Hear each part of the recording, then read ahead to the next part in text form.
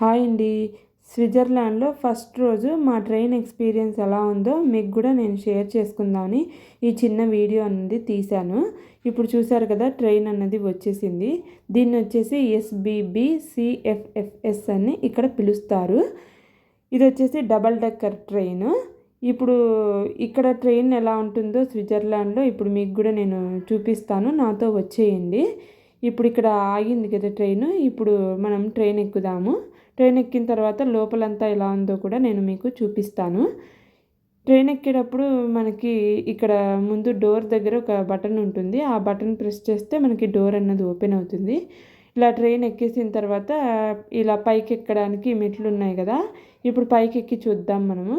పైన చూసారు కదా సీటింగ్ అన్నది ఏ విధంగా ఉందో, చాలా స్పేషియస్గా ఉంది. అలాగే ఖాళీగా కూడా ఉంది, జనాలు ఎవరు లేరు. పైన ఏమో లగేజ్ అంతా పెట్టుకోవడానికి కూడా ఉంది. అలాగే సేమ్ కింద కూడా ఉంటుంది. ఇప్పుడు మనము కిందకి కూడా దిగి అక్కడ కూడా ఎలా ఉందో సీటింగ్ చూద్దాము. మా వాళ్ళు కిందే కూర్చున్నారు. ఇలా కిందకు వచ్చేసిన తర్వాత అక్కడ డోర్ చూస్తున్నారు కదా, అది వెళ్తే నెక్స్ట్ కంపార్ట్మెంట్లోకి వెళ్తాము. ఇప్పుడు కిందకి వెళ్ళి చూద్దాము. ఇలా కిందకి వెళ్ళిన తర్వాత ఇక్కడ చూసారు కదా, చాలా స్పేషియస్గా ఉన్నాయి సీట్లు అన్నవి. పైన కన్నా నాకు కిందే కొంచెం స్పేషియస్గా అనిపించాయి.